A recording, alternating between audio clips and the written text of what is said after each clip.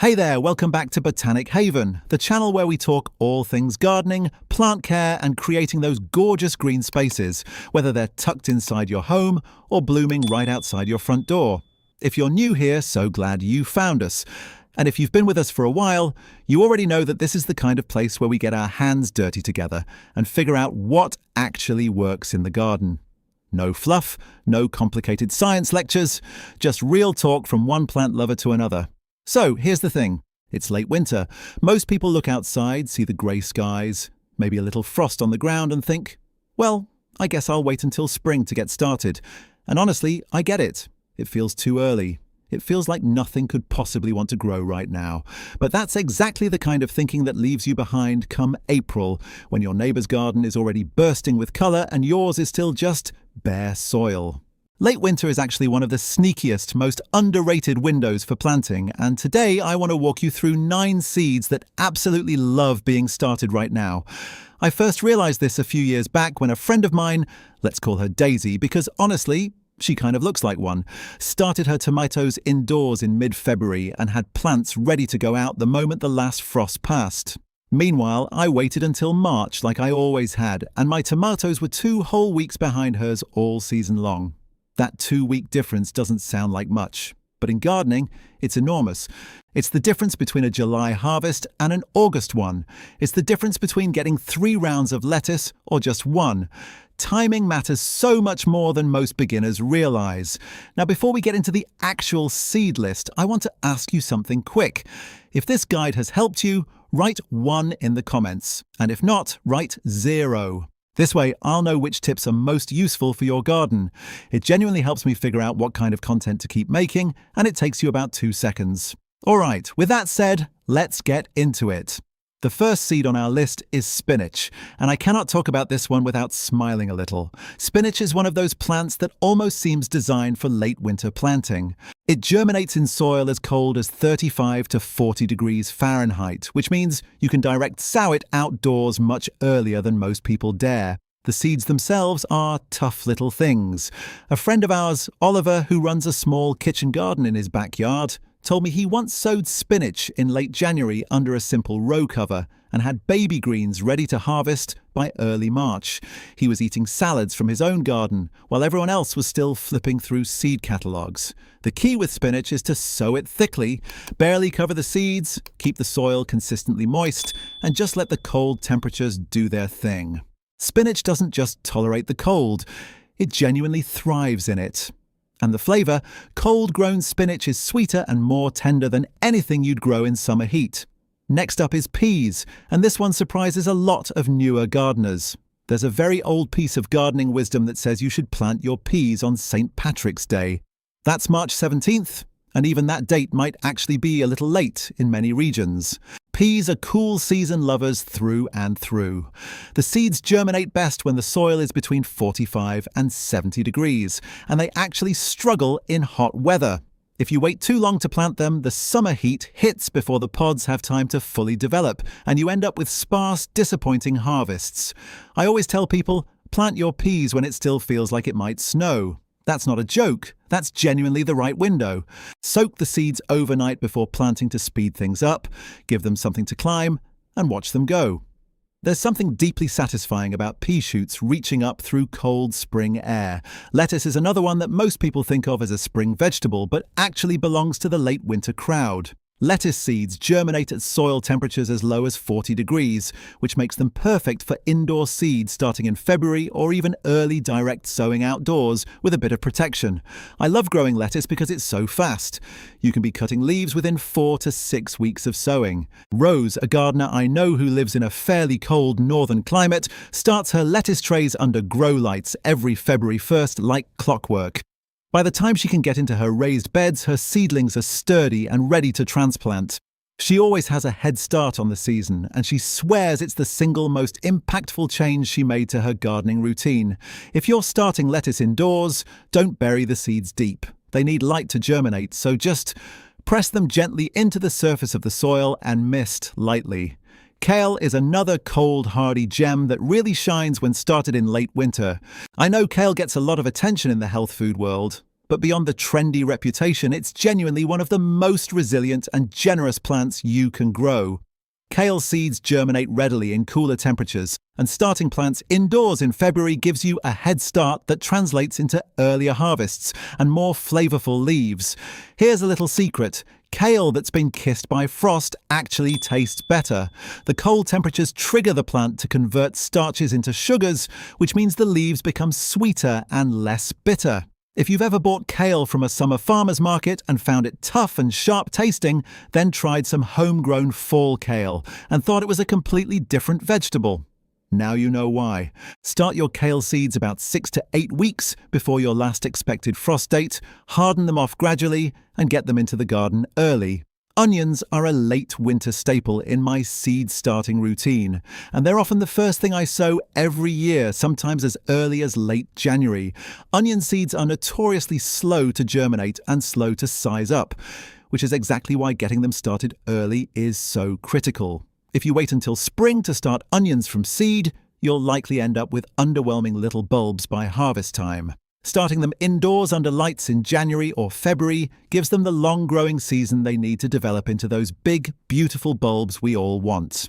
Lucas, a vegetable gardener who's been growing his own food for over 20 years, told me once that he treats his onion seeds like a priority. They go in first before anything else because the long lead time is non-negotiable. He uses a heat mat to speed germination, keeps the lights close to prevent leggy seedlings, and trims the tops periodically to encourage thicker growth. His onions are always impressively large come summer, and the timing is why. Celery is one that I want to put on your radar, even if it feels a bit intimidating. A lot of gardeners skip celery because they've heard it's difficult. And yes, it does take patience. But it's absolutely worth it, and late winter is exactly the right time to start. Celery seeds are tiny and slow to germinate, often taking 2 to 3 weeks, but they do well with some bottom heat and consistent moisture. Starting celery in February gives it the long, cool growing season it loves. Celery doesn't do well in heat, so if you start too late, you're pushing it into summer temperatures before it's ready. Sow the seeds on the surface of the starting mix, barely covering them, and keep them in a warm, bright spot. Once they're up, thin to the strongest seedlings and just let them grow steadily. It requires a bit of faith. There are weeks where it seems like nothing is happening. But then suddenly you realize you have a tray of healthy little celery plants that smell exactly like the real thing. Broccoli is another cool season crop that deserves a spot in your late winter seeds starting lineup. Like kale, it actually performs best when it matures in cool weather, which means you want to time the planting so that harvest falls before summer heat arrives or after it breaks in the fall. For a spring crop, starting seeds indoors about 6 to 8 weeks before your last frost date is the ideal window. Broccoli seedlings are tough and grow quickly once they're up, and they can handle light frost when transplanted out. There's something genuinely rewarding about cutting your first broccoli head of the season from a plant you grew from a tiny seed in February. Ivy, a gardener friend who grows mostly vegetables, told me that broccoli was the vegetable that made her feel like a real gardener for the first time. Before that, she'd only grown herbs and flowers. The moment she harvested that first dense, fragrant head of broccoli from her own garden, she was completely hooked. That's the power of timing. Getting in early, doing the work when it feels too soon, and then reaping the reward when it counts. Peppers are one of the most popular vegetables to grow, and they're also one of the biggest beneficiaries of an early start. Unlike cold-tolerant crops, peppers genuinely need warmth, but they also need a long time to produce, which is why starting them indoors in late January or early February is so common among experienced growers. Pepper seeds need soil temperatures around 75 to 85 degrees Fahrenheit to germinate well, so a heat mat is your best friend here. Without one, germination can be slow and patchy. With one, you can expect seeds to sprout within 7 to 10 days.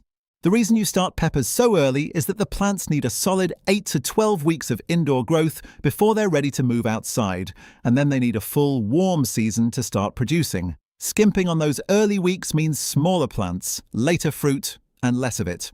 I know people who have gotten incredible pepper harvests, dozens of fruits per plant, simply because they started in late January and gave their plants a full head start.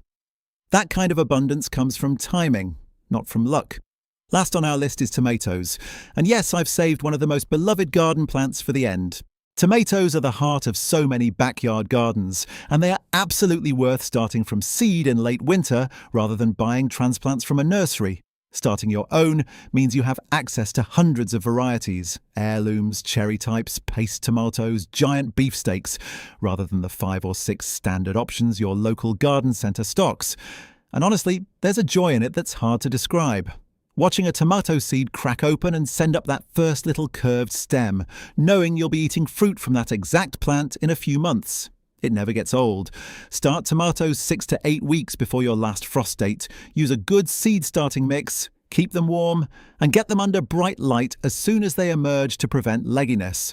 The difference in harvest between someone who starts their own tomatoes in February and someone who buys transplants in May is often weeks of fresh tomatoes. And in a short growing season, that's everything. So there you have it. 9 seeds that genuinely reward you for starting early, for being that person who's already thinking about spring while the world is still bundled up in winter coats. Spinach, peas, lettuce, kale, onions, celery, broccoli, peppers, and tomatoes.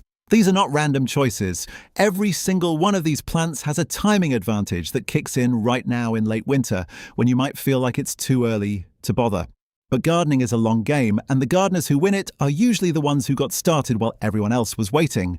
One thing I always remind people is to not overthink the conditions too much when you're just getting started. Yes, ideal germination temperatures matter. Yes, light matters. But seeds are more resilient than we give them credit for. I've seen seeds germinate in all kinds of imperfect conditions. Windowsills that got too cold, trays that dried out once or twice, seed starting mix that wasn't quite the premium brand. Plants want to grow. Your job is just to give them a reasonable shot. Start simple. A tray, some quality seed starting mix, a bright window or a basic grow light, and consistent moisture. That's really the whole setup you need for almost everything on this list. Something else worth mentioning is the importance of labeling your trays. I know it sounds obvious, but you would be amazed how many gardeners, including me in my early days, end up with trays full of mystery seedlings come March. Spinach and lettuce look surprisingly similar when they're young. Broccoli and kale are nearly impossible to tell apart at the cotyledon stage. Label everything the moment you sow it and save yourself weeks of guessing. A simple plastic label and a waterproof marker is all you need. Some gardeners keep a notebook or spreadsheet tracking what they sowed, on what date, and how long it took to germinate. That information is gold for future seasons because you start building a picture of what works in your specific microclimate and indoor environment. Another thing that makes a huge difference in late winter seed starting is watering technique. Overwatering is the #1 killer of seedlings, and it's a mistake made out of love. We want to take care of our little plants, and we think more water equals more care. But seedlings need consistent moisture, not constant moisture. The goal is for the seed starting mix to feel like a wrung-out sponge, moist throughout but not dripping. If you press a finger into the mix and water comes out, you've gone too far. Bottom watering, setting your trays in a shallow container of water and letting the mix absorb from below, is a fantastic method that prevents overwatering and reduces the risk of damping off, which is a fungal issue that collapses seedlings at the base seemingly overnight. It looks heartbreaking and it happens fast, but bottom watering and good air circulation go a long way toward preventing it. Light is the other massive variable in late winter seed starting. Most windows, even south-facing ones, don't provide enough light intensity during February to grow strong, compact seedlings. What you often get are leggy, stretch plants reaching desperately toward the light, and those plants don't transition as well into the garden as stocky, well-lit ones. A simple LED grow light, even a budget one set on a timer for 12 to 16 hours a day, makes an enormous difference. Keep it just a few inches above the tops of the seedlings and raise it as they grow. If you find your seedlings leaning toward one side, rotate the tray every day or two to encourage upright growth. This is one of those small habits that takes 30 seconds and pays off for weeks, as the seedlings grow and develop their first true leaves. The ones that look like the actual plant, not just the rounded seed leaves. That's usually the point where you'll want to start thinking about thinning. If you sowed multiple seeds per cell or pot, leave only the strongest one and snip the others at soil level with small scissors. Don't pull them out. pulling risks disturbing the roots of the keeper. Thinning feels wasteful, but it gives your best seedling the space, light, and nutrients it needs to grow into a really healthy transplant. It's one of those things that experienced gardeners do without thinking, but beginners often skip. And the results really show. The last thing I want to leave you with before we wrap up is the concept of hardening off, because it's something that catches a lot of people off guard when they finally get to the planting outside stage. Hardening off is the process of gradually introducing your indoor-grown seedlings to outdoor conditions, sun, wind, temperature fluctuations, over the course of a week or two before transplanting. Seedlings grown indoors are soft and somewhat pampered, and if you just take them straight from your cozy grow light setup and plant them in the garden, the shock can set them back significantly or even kill them. Start by putting them outside in a sheltered, partly shady spot for an hour or two, then bring them back in. Increase the time and sun exposure gradually over several days. By the end of the hardening period, they should be able to handle a full day outside. This step is the bridge between your late winter effort and your spring success, and it's absolutely worth taking seriously. Late winter gardening is really a mindset shift as much as anything else. It's about looking at the calendar and seeing possibility instead of limitations. It's about choosing to be a little bit ahead instead of a little bit behind. The gardeners I admire most, Daisy with her early tomatoes, Oliver and his February spinach, Lucas with his perfectly timed onions. They all share this quality of acting early, of trusting the process even when the world outside looks frozen and quiet. They know something that every experienced gardener eventually learns. The season begins long before it looks like it does. And now, so do you.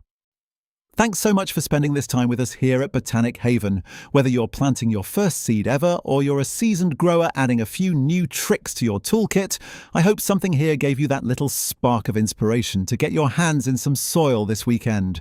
The seeds are waiting. The season is closer than it feels. Let's grow something beautiful together. One more thing I genuinely want you to take away from today is the value of keeping a simple garden journal. It doesn't have to be fancy. A cheap notebook, a notes app on your phone, even a folded piece of paper tucked into a kitchen drawer. Just write down what you planted, when you planted it, and what happened. Did the spinach germinate in 5 days or 10? Did the pepper seeds need an extra week on the heat mat? Did the lettuce seedlings stretch because the light was too far away? These little notes become incredibly valuable over time. After 2 or 3 seasons of late winter starting, you'll have a personalized roadmap for your specific home, your specific light conditions, your specific climate. And that's something no generic gardening guide can give you. Every garden is different, and your journal is how you learn yours. Something that often comes up when I talk about late winter planting is the question of space. Not everyone has a dedicated seed starting room or a fancy shelving unit with shop lights. Some people are working with a single windowsill and a couple of yogurt containers. And you know what? That's completely fine. Start small and start with what you have. Pick 2 or 3 seeds from today's list. Maybe spinach for direct sowing outside and tomatoes or peppers for indoors, and focus on those. Getting really good results from a small batch is far more rewarding and instructive than having 20 overcrowded trays of struggling seedlings. Gardening has this wonderful quality of meeting you exactly where you are. You don't need a perfect setup. You just need a willingness to try. It's also worth saying that late winter planting isn't just about vegetables. If you love flowers, this window works beautifully for starting many annual blooms from seed. Snapdragons, for instance, prefer cool temperatures and benefit enormously from an early indoor start. Pansies are frost-tolerant and can be started now. Even some perennial flowers are best sown in late winter because their seeds need a cold period, called stratification, to break dormancy. So, if your heart is more drawn to flower gardens than vegetable beds, everything we've talked about today applies just as much to you. The principles are the same. Start early, give them light, water wisely, and harden them off before planting out. The reward is a garden full of blooms earlier in the season than you ever thought possible. And finally, I just want to say, don't let perfectionism stop you from starting. So many aspiring gardeners spend more time researching and planning than actually planting. And while knowledge is genuinely useful, there's no substitute for experience. You will make mistakes this season. Something will germinate poorly or get leggy or damp off unexpectedly. That's not failure, that's how gardening teaches you. Every experienced gardener you admire has killed plants, lost seedlings, and had seasons that didn't go the way they planned. The difference between them and someone who gives up is simply that they kept going, kept trying, kept learning from what the garden was showing them. So grab those seed packets, fill a tray, and let this late winter be the beginning of your best growing season yet. Thank you so much for being here with us today. It truly means everything to have such a wonderful, curious community around this channel. Botanic Haven exists because of people like you. People who care about growing things and making the world a little greener and more beautiful, one plant at a time. If you found value in today's content, share it with a fellow gardener who might need that push to get started early. Subscribe if you haven't already, and we'll see you in the next one. Until then, happy planting. Take good care of your seeds and take good care of yourselves.